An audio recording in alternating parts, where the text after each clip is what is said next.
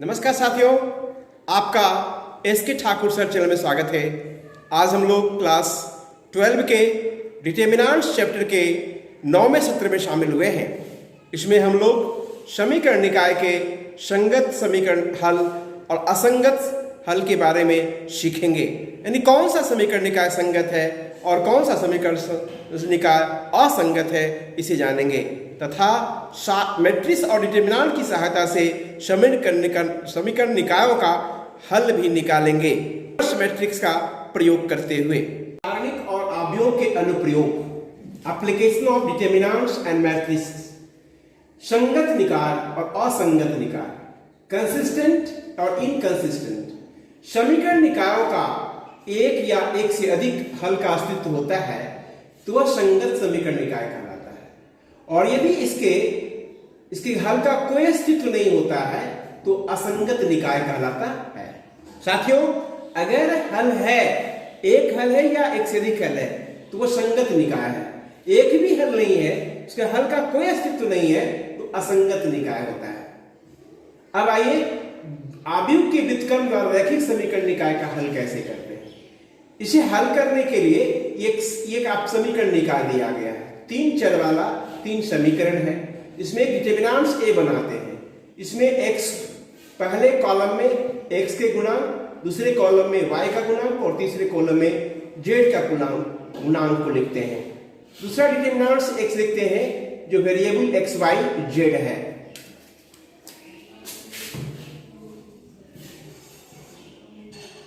और तीसरे में लेते हैं डिटरमिनेंट्स b, जिसमें कांस्टेंट d1 d2 d3 आता है। अब ax को b से गुना करते हैं। इसी सिद्धांत पर इसका हल होता है साथियों। इसके लिए x के मान निकालने के लिए a इनवर्स को b से गुना करते हैं। पहले a इनवर्स निकाल लेते हैं, फिर b से गुना करते हैं। वहां पर तक पहुंचने के पहले ये a व्युत्क्रमणीय आव्यूह है, यानी a का डिटरमिनेंट्स यदि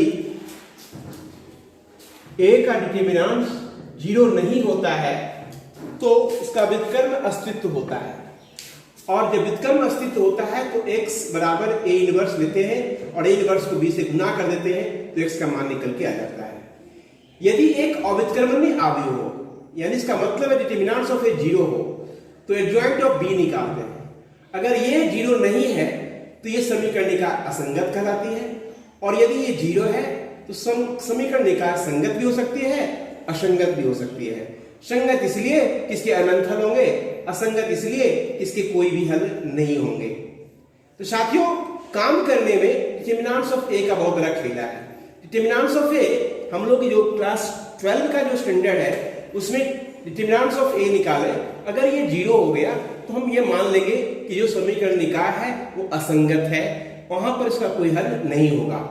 और यदि 0 नहीं आता है तो वो समीकरण निकाय संगत है, यानी इसका हल निकाला जा सकता है। 27 एक समीकरण निकाय दे दिया, इसे हल करना है आव्यूह की मदद से। तो आव्यूह की मदद से हल करने के लिए इसे हम ax प्लस b के रूप में लिखेंगे। a का मतलब हो गया इसके गुणांकों का एक आव्यूह, 2 3 5 2। x का मतलब हो गया वेरिएबल का मैट्रिक्स x y, और b 1 से 1 हो गया। ये पहला स्टेप। दूसरे स्टेप में a का डिटरमिनेंट्स निकाल लेंगे। 2 को 2 से गुना किए 4, 3 को 5 से गुना किए 15, माइनस 11 आ गया जो 0 नहीं है। इसका मतलब इसका व्युत्क्रम अस्तित्व है। इसका व्युत्क्रम अस्तित्व में होगा तभी हल निकालेंगे, अन्यथा हल नहीं निकालेंगे। अब इसका कोफैक्टर निकालेंगे तीसरे स्टेप में। पहला स्टेप में ax प्लस b के रूप में लिखेंगे, दूसरे स्टेप में डिटरमिनेंट्स ऑफ a निकालेंगे, और तीसरे स्टेप में कोफैक्टर्स निकालेंगे। a11 a2 हो गया, a12 -3 हो गया, a21 -5 हो गया, और a22 2 हो गया। अब a इनवर्स एक 1 by determinants of a into adjoint of a, -1/11, 2 -3 -5 2। अब x निकालने के लिए चौथा स्टेप, x बराबर minus a inverse b। a inverse का वैल्यू ये है, b का वैल्यू 1 7 है। अब x y हो गया, इसको इससे गुना करेंगे। 2 को 1 से गुना किया, 2 -5 × 7 -35, 2 में से 35 चला गया, तो -33 हो गया। 3 गुने -3 गुने 1 -3, 7 दूनी 14, 14 में से 3 चला गया तो 11 हो गया। अलग अलग किए 3/1 हो गया, यानी x का मान 3 और y का मान 1 हो गया। क्वेश्चन नंबर 28 है, ये समीकरण निकाल दिया है, आव्यूह विधि से इसे हल करना है। सॉल्यूशन करने के लिए पहला काम इसे ax b के रूप में लिखना है। पहला स्टेप, इसे ax = b के रूप में लिखना है। तो a हो गया coefficients of x y z, x हो गया x y z और b हो गया इक्वल्स के बाद जो दिया हुआ है वो डिटर्मिनेंट्स। फिर दूसरे स्टेप में डिटर्मिनेंट्स ऑफ a निकालेंगे। -17 आ गया जो 0 नहीं है, इसका मतलब यह है कि इसका a इनवर्स अस्तित्व में है। जब है तो सॉल्यूशन करेंगे।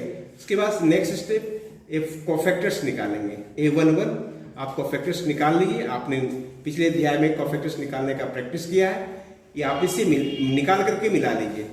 a11 -1 आ गया, a12 -8, a13 -1, a21 -5, a22 -6, a23 9, a31 -1, a32 1 और a33 7।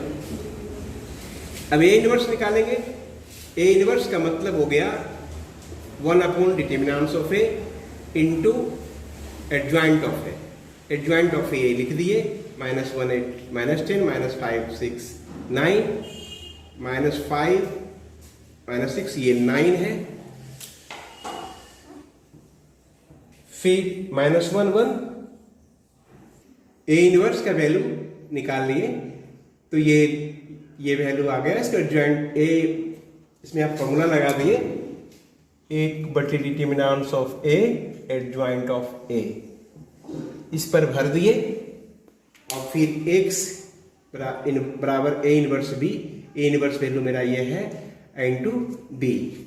साथ में साथियों ये -1/17 भी है, -1/17 हुआ, इसको इससे गुना किए तो आ गया -17 -34 -51, तो माइनस कैंसिल हो गया।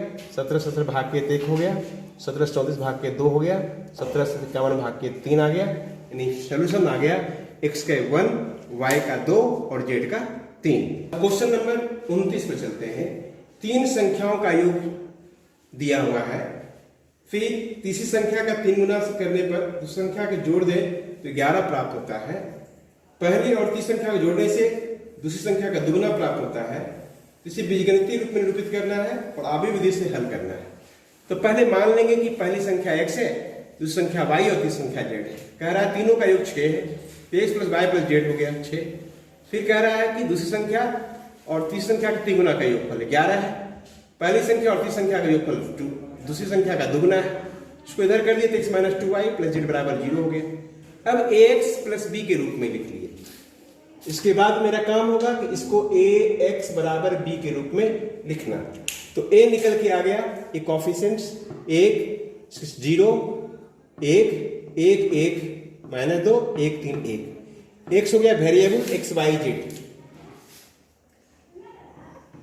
x y z, और b का वैल्यू हो गया कांस्टेंट 6 11 0 6 11 0। अब डिटर्मिनेंट्स ऑफ a निकालेंगे।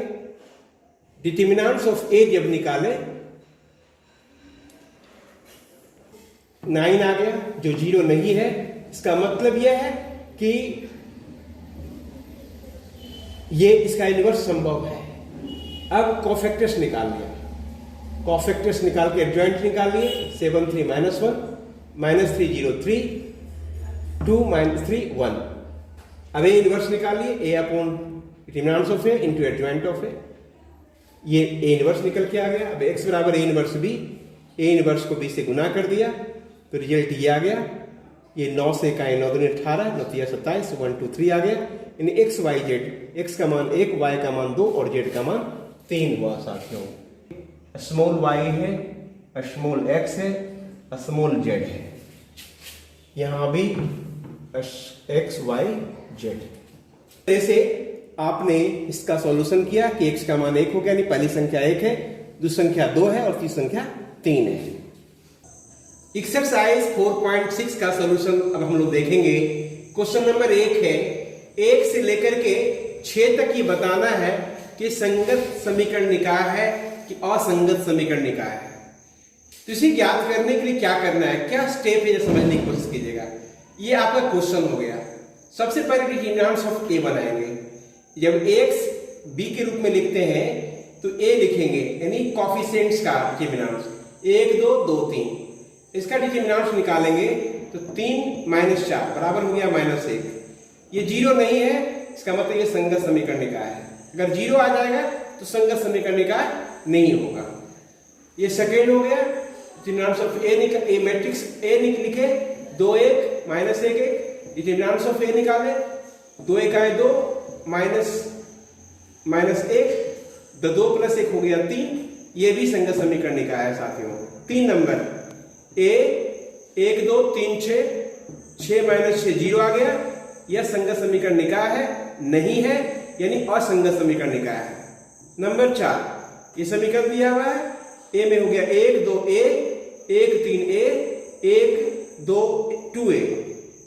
एक कॉमन निकाल लीजिए, 1 2 1 1 3 1 1 2 2। डिटरमिनेंट्स ऑफ ए निकाले, कैलकुलेट किए, ये ए आ गया। इसका मतलब यह है कि 0 नहीं है, यह भी एक संगत समीकरण निकाय है। 5 नंबर, अब इस तरह से आप सबसे पहले डिटरमिनेंट्स ऑफ ए लिखिए 3 2 3 -1 इसमें 2 है और -5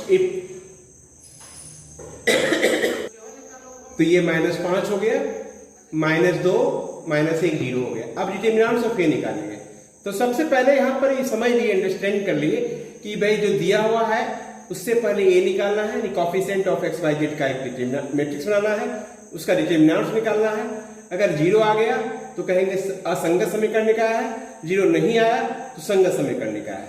इसी तरह से 6 नंबर है, डिटरमिनेंट्स ऑफ ए लिखे, मैट्रिक्स ऑफ ए लिखे, डिटरमिनेंट्स ऑफ ए निकाले, -9 आ गया, अतः यह संगत समीकरण है।